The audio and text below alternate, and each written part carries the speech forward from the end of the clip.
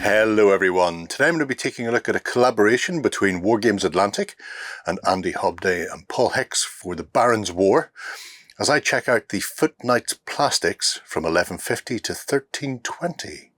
Okay then, so the Age of Chivalry box from Wargames Atlantic allows you to make Foot Knights from 1150 to 1320, almost 1:30. The box itself is done in conjunction with Footsore Miniatures and Games for the Barons War. So as you can see here, you've got a bit of a brief rundown of who the knights were in question during the Age of Chivalry, and some examples painted up as well. The box set contains 4 sprues, which is enough to make 24 people. So here we have our men, writ large. We'll take a closer look at the sprue, shall we? Okay, so starting at the top of our sprue then, although based on the writing, it's the bottom of the sprue. We have 6 scabbarded swords. The first 2 of our single-handed swords, alongside a little pouch, and then our arms for the great weapons, the 2-handed weapons. These are all numbered and lettered appropriately, so you know which goes with which. There are a set of heater shields, 1 large rounded teardrop as well, very reminiscent of the Normans as we sort of move out of that period. There are a variety of hand weapons, generally a few of a similar type in a couple of different positioned arms. So we have a flanged mace, and there's some war picks, axes, and enough swords to do everybody with this sword if you so desire. Here we have our bodies, split into torsos and legs. Torsos, 4 of them have got the shield arm, the left arm attached, 2 do not. And to that we have a single left arm. This is the only bit that's a little bit wacky, for me at least. So just the single left arm, if you want to make a sword and board or a hand weapon and shield option for everybody in the unit, you can, but you'll have to do something. If I flip this round, we see we have our heads at the top, a couple of bear, 2 great helmed, 1 with just a chainmail coif, and then a variety with different types of pots on them, mostly flat topped for the sort of the later medieval as we move away from the rounded or conical helm, although there are still 2 on this sprue. Axes and the additional weapons, and then 1 spear / banner, depending on your point of view.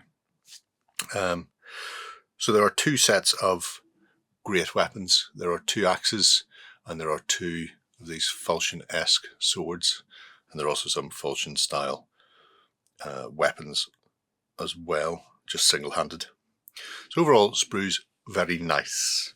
If we take a look at the miniatures then, and I'll start with the great weapons, because they're, cool, as the kids would say. So here are 2 examples that you can make with them. They go together very neatly with plastic glue. You're only really, gluing the torso to the legs and then attaching the arms. Nice flat poses. Not poses, nice flat connection points, arms, and then on the arm and wrist, which looked very narrow to me until I glued them together, and it's fairly seamless. So the chain is nicely textured. It's not overly defined. Victrix do a chain that looks very chain-like, but in looking like it's made up of lots of holes, it looks like it's full of lots of holes. This has more of the rippling surface that chain actually has from a distance, which is great. As you can see, somebody's about to get cleaved in twain, which is always a good way to cleave people, I feel. If we have a look then at some of the hand weapon options. Here is our standard, and then we also have falchion, mace, one of our shields, our warhammer, and then an axe wielder as well. Now, when I say you have to do something with your single-handed weapons, if you want to make a full sprue of these, and this is one sprue,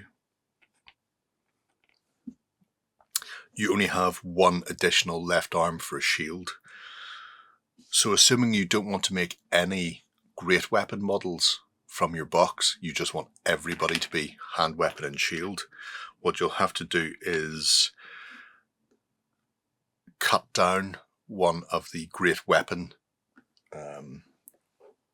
weapons, one of the offhands.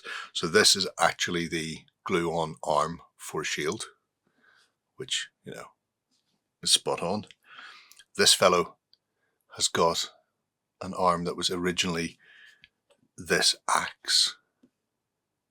So this arm here, just clip either side of the hand, and then you have an additional. So as the box is laid out, you can make 24 men, 8 of them with great weapons, and then the other 16 with hand weapon and shield without any problem, because you'll have enough of those single arms for your single-handed weapon sprues. You'll have those shield-bearing arms are all available for you then. If you want to not make any of the great weapons, so that you're going to have to find an additional shield arm, you'll just need to do a bit of trimming, but there are enough arms on that sprue that you can go right ahead with that, so it's not a major issue. Build for all of them was very neat. Size-wise, because I know people will ask, if I pluck out somebody from here and then drop that in, you'll see there that he's actually at 28 mil tall to eye level. So that's spot on then. I said 28 mil to eye level. It's actually a bit shorter. So these are slightly smaller than your, even maybe slightly shorter than the Irish that Wargames Atlantic have done. Let me just bring one in. Dum dum dum. Actually, no, they're not. They seem, I don't know whether it's the chainmail makes them seem a little bit finer. They are scaled to match the Footsore metals that already exist. I do have one, but I couldn't find where I've put it for this, unfortunately, to compare them. So you'll have to take my word for it that they do match up very nicely. But there we have it. That is the first of the Age of Chivalry boxes. So there we have it. Beautiful set of plastics to match up to the metals that Mr. Hicks has sculpted for the Baron's War, which is a fantastic range. Obviously, this gives the opportunity to not just invest in the Baron's War in a cheaper way via the medium of multi-part plastics, but also to explore bigger battles within this period of medieval warfare. Really comprehensive box. I'm a little bit surprised there isn't a second left hand. I'll not, bury the lead on that one. It's not a major issue for me. I'm used to various companies doing something similar where if you want X, then you trim down this arm to make X. Other people may look at it and go, oh, we're missing an arm there. I can't do that because narrow focus on having to have every individual component labelled these days. So just be aware that if you make your 8 great weapon wielders, you're good to go. Obviously, if you're playing historical games, the proportions are right. You either have your hand weapon and shield, or you have a small amount with great weapons for sort of crushing the enemy, but they wouldn't have been wielding those sort of weapons in massive, massive numbers. But otherwise, terrific box. Really fascinated to see what comes next. Obviously, we know there's going to be a mounted version, and we know there's going to be sergeants.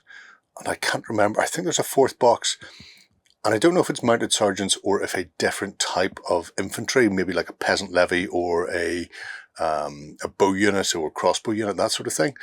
But it's a terrific set of stuff. I really hope they go on and do some Arabic forces as well, because they are sadly lacking in plastic. I know there are some companies out there gripping base to a set of plastics, but really I'd like to see a few more, just for diversity and just for a better chance of actually fielding armies. So let me know what you think below. If you've got into the Barons War, let me know that as well, and what you make of these plastics.